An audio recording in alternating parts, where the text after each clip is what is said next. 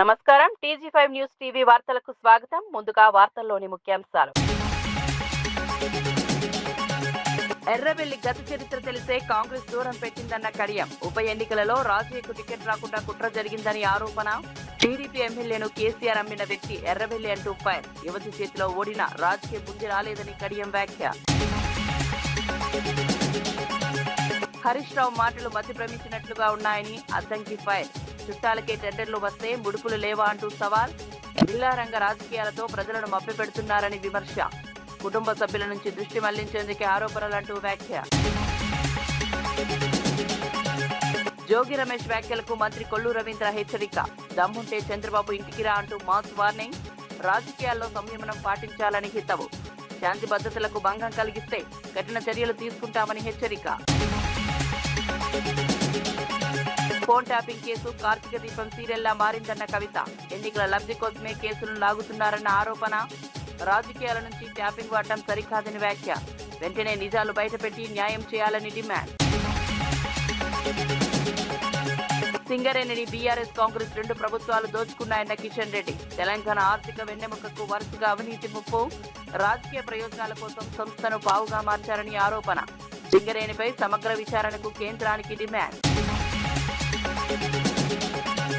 ఇక వార్త వివరాల్లోకి వెళ్తే స్టేషన్ కన్పూర్ ఎమ్మెల్యే కడియం శ్రీహరి మాజీ మంత్రి ఎర్రబెల్లి దయాకర్ రావుపై తీవ్ర స్థాయిలో విమర్శలు చేశారు.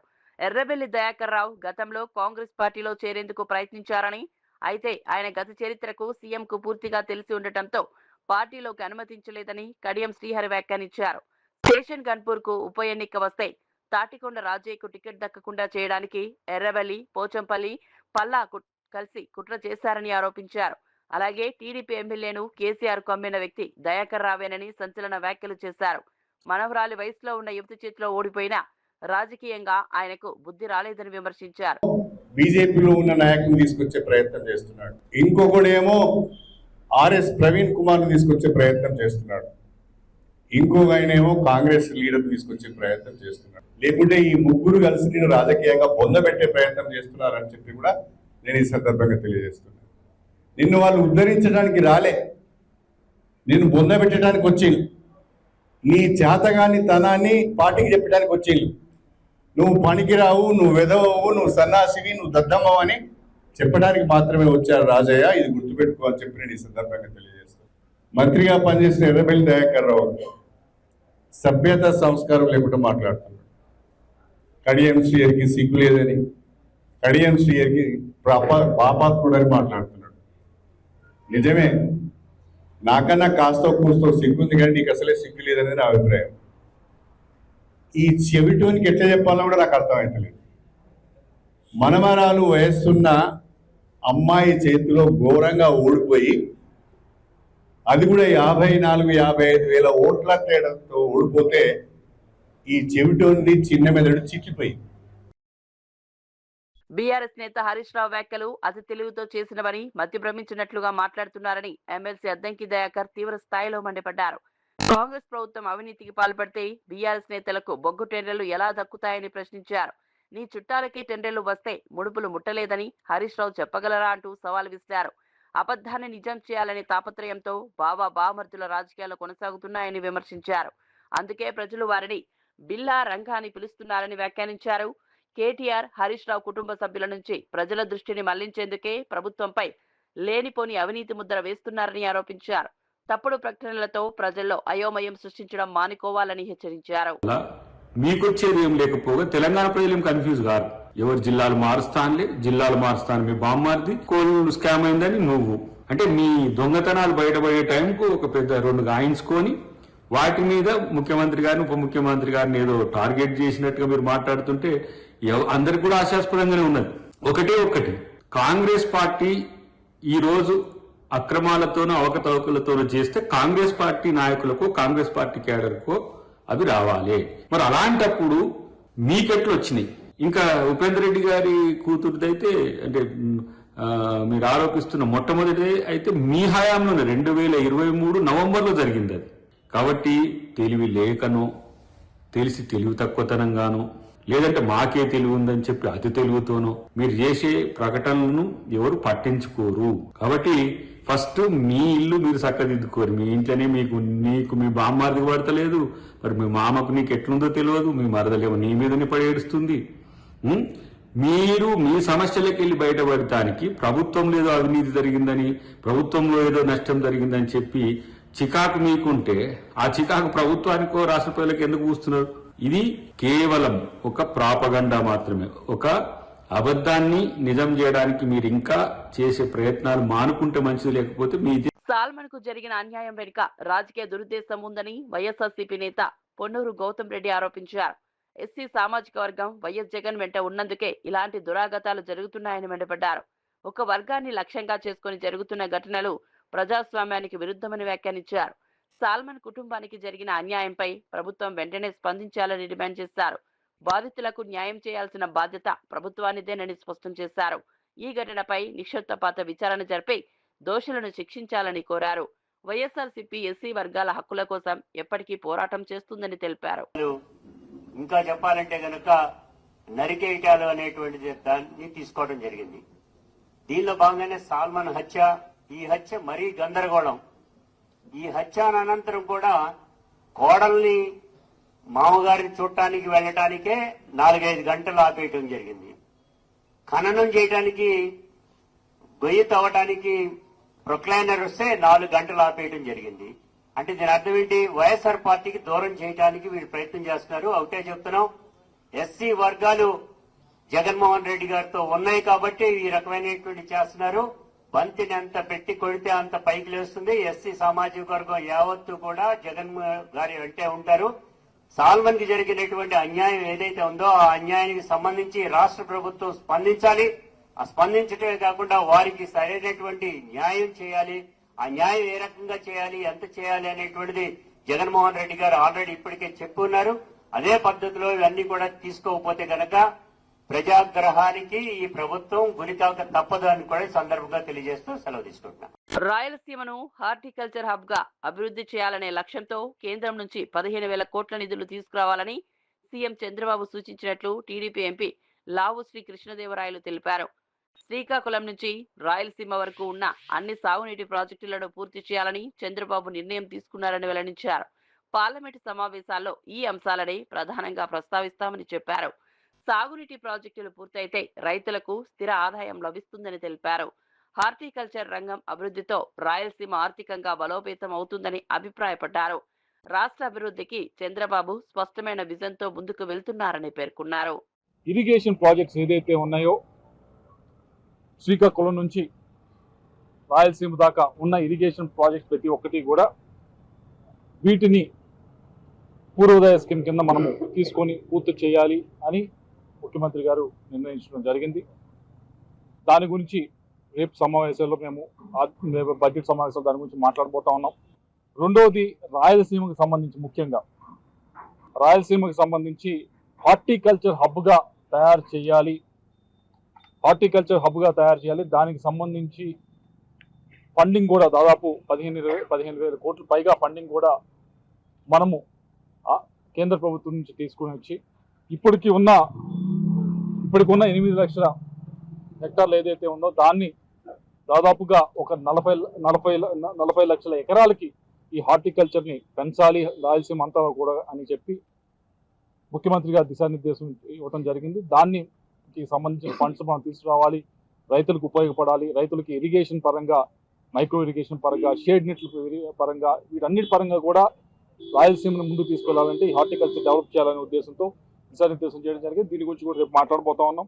రాష్ట్రంలో భూ వివాదాలకు శాశ్వత పరిష్కారం చూపే దిశగా భూభారతి చట్టాన్ని నిష్పక్షపాతంగా అమలు చేస్తున్నామని మంత్రి పొంగులేటి శ్రీనివాసరెడ్డి తెలిపారు.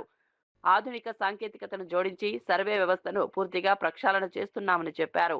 పాత పద్ధతులకు స్వస్తి పలికి సర్వేయర్లను అత్యాధునిక సాంకేతిక పరిజ్ఞానంపై ప్రత్యేక శిక్షణ అందించామని వివరించారు. లైసెన్స్డ్ సర్వేయర్లకు ఖచ్చితంగా కొలతల కోసం రోవర్స్ ఎక్విప్మెంట్ అందించేందుకు చర్యలు తీసుకున్నామని తెలిపారు. ఇప్పటికే పలు జిల్లాల్లో ఈ సౌకర్యాన్ని అందుబాటులోకి తెచ్చామని, త్వరలో అన్ని రెవెన్యూ గ్రామాలకు విస్తరిస్తామని స్పష్టం చేశారు. భూ సమస్యలతో ప్రజలు ఇబ్బందులు పడకుండా చూడడమే ప్రభుత్వ లక్ష్యమన్నారు.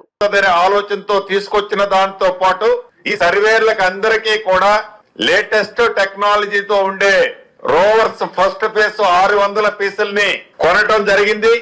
నాకు తెలిసి ఈ రాబోయే కపుల్ ఆఫ్ డేస్ లో ఇప్పటికే కొన్ని జిల్లాలకు డిస్ట్రిబ్యూషన్ చేశాం.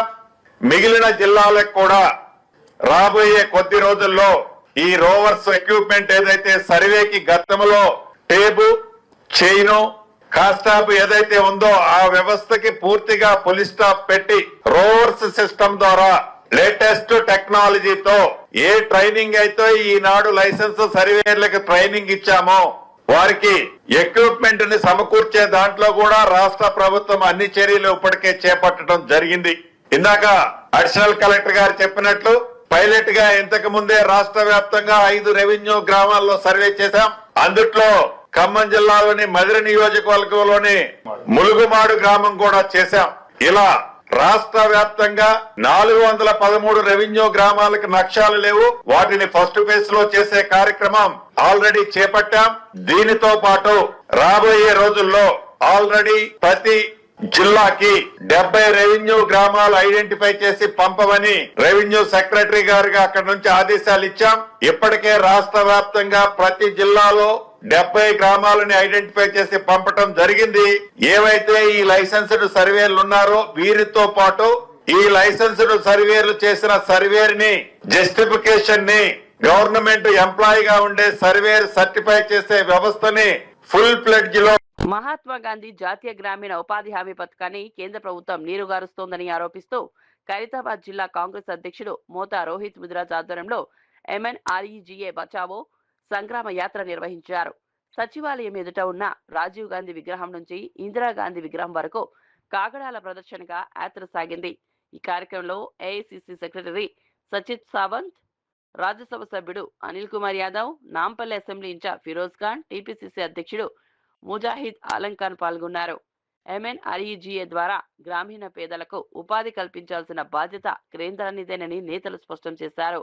నిధులు తగ్గించడం వల్ల కోట్లాది కుటుంబాల జీవనాధారం దెబ్బతింటోందని ఆందోళన వ్యక్తం చేశారు. ఈ పథకాన్ని పరిరక్షించేందుకు కాంగ్రెస్ పార్టీ నిరంతరం పోరాడుతుందని ప్రకటించారు.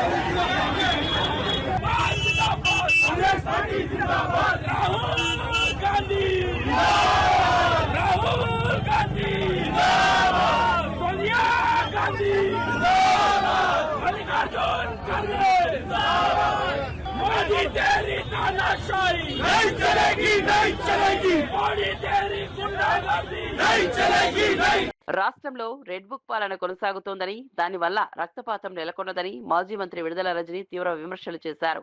చట్టం అధికార పార్టీకి అనుకూలంగా మాత్రమే పనిచేస్తోందని ఆరోపించారు. ప్రతిపక్ష నేతలపై అక్రమ కేసులు నమోదు చేసి వేధింపులకు గురి చేస్తున్నారని మండిపడ్డారు. ప్రజల సమస్యలను పక్కన పెట్టి రాజకీయ కక్ష సాధింపులకే ప్రభుత్వం ప్రాధాన్యమిస్తోందని విమర్శించారు. చట్టసభలు, ప్రజాస్వామ్య వ్యవస్థలను నిర్వీర్యం చేసే ప్రయత్నం జరుగుతోందన్నారు. ప్రజలు ఈ పాలనలో గమనిస్తున్నారని, సరైన సమయంలో తగిన సమాధానం చెబుతారని అన్నారు. రాష్ట్రంలో శాంతి భద్రతలు క్షీణిస్తున్నాయని, ప్రజలకు భయోందోళన వాతావరణం ఏర్పడిందని వ్యాఖ్యానించారు. వాళ్ళనే ఈ రోజు వాళ్ళ మీదే కంప్లైంట్ పెట్టే పరిస్థితుల్లో ఈ రోజు పోలీస్ స్టేషన్లు పనిచేస్తా ఉన్నాయి. పోలీసులు పూర్తిగా బాధ్యత తీసుకుని లా అండ్ ఆర్డర్ కాపాడి పిన్నెల్లి లాంటి గ్రామానికి ఈ రోజు ఒక భరోసానిచ్చి ఆ గ్రామస్తుల్ని గ్రామంలోకి వచ్చి మరి వాళ్ళు జీవనం కొనసాగిస్తే అండగా ఉండాల్సినటువంటి పోలీసులు ఈ రోజు అదే పోలీసులు ఎందుకు వస్తున్నారు, ఎవడు రమ్మన్నాడు, పరిస్థితులు మీకు తెలుసు కదా, వచ్చి అంత న్యూసెన్స్ ఏంటి అని పోలీసులు ఈరోజు గ్రామాల్లో ఉన్నట్టు వైఎస్ఆర్ కాంగ్రెస్ పార్టీ నాయకుల్ని కార్యకర్తల్ని బెదిరించి పరిస్థితి మీకు తెలుసు కదా అని మళ్ళా మనల్నే బెదరగొట్టేటువంటి ప్రయత్నాలు పల్నాడు జిల్లాలో జరుగుతున్నాయి. ఏదేమైనప్పటికీ ఈ పల్నాడు జిల్లాలో జరుగుతున్నటువంటి దారుణాలు, ఆ బాధలు, ఆ ఇబ్బందులు అధికారంలోకి కూటమి ప్రభుత్వం వచ్చిన దగ్గర నుంచి కూడా వైఎస్ఆర్ కాంగ్రెస్ పార్టీ అనేక ఇబ్బందులు పడుతుంది. అయినా కూడా ధైర్యం చెడకుండా, భయపడకుండా, కేసులు పెట్టినా, అరెస్టు చేసినా, జైళ్లకు పంపించినా వెనక్కి తిరగకుండా పార్టీ కోసం, పార్టీ మన నాయకుడు జగన్మోహన్ రెడ్డి గారి కోసం పనిచేస్తుంది పల్నాడు జిల్లా. మరి ఈ మందా సాల్మన్ విషయంలో మరి ఆ కుటుంబం ఎంత బాధపడుతుందో మనమంతా కూడా ఇందాక మహేష్ అన్న వీడియో రూపంలో వేసి మనందరికి కూడా చూపించడం జరిగింది. అందరం కూడా బాధపడతా ఉన్నాము. ఏదేమైనప్పటికీ మందా సాల్మన్ గారికి న్యాయం జరిగే వరకు కూడా వైఎస్ఆర్ కాంగ్రెస్ పార్టీ మన పోరాటం ఆపదు అని తెలియజేసుకుంటున్నాము. వైఎస్ఆర్ కాంగ్రెస్ పార్టీ స్పెషల్లీ కాసు మహేష్ రెడ్డి అన్న అందరం కూడా మరి ఆ కుటుంబానికి పూర్తి స్థాయిలో అండగా ఉన్నాం.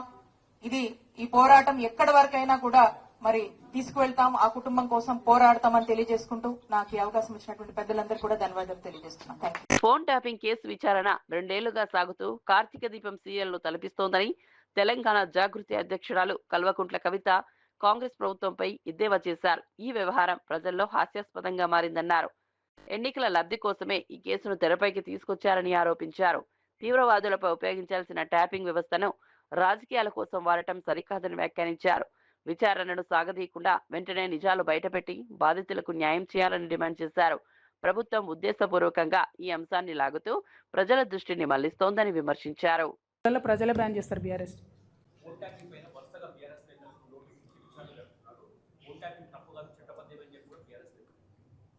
అంటే నేను ఒకటే మాట చెప్తా ఉన్నాండి, అసలు కాంగ్రెస్ ప్రభుత్వం ఎవరికి నోటీస్ ఇస్తుందో అర్థమైతలేదు.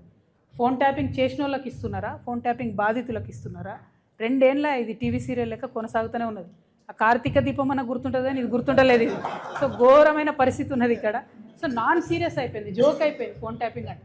వేరేజ్ మాలాంటి వాళ్ళ ఆవేదనను ప్రజలు అర్థం చేసుకోవాలి, ప్రజలు సీరియస్గా తీసుకోవాలంటే తొందరగా దాన్ని తేల్చాలి, తొందరగా క్లోజ్ చేయాలి. అట్లా కాకుండా సాగదీస్తూ రాజకీయాల కోసం పదే వెళ్ళడం అన్నది కరెక్ట్ కాదు. చాలా నాన్ సీరియస్ అప్రోచ్తో జరుగుతుంది. We're not happy.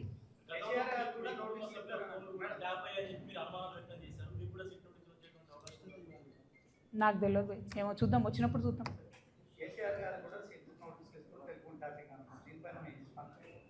నేనేమంటున్నదో జోక్ అయిపోయింది, టీవీ సీరియల్ లాగా అయిపోయింది.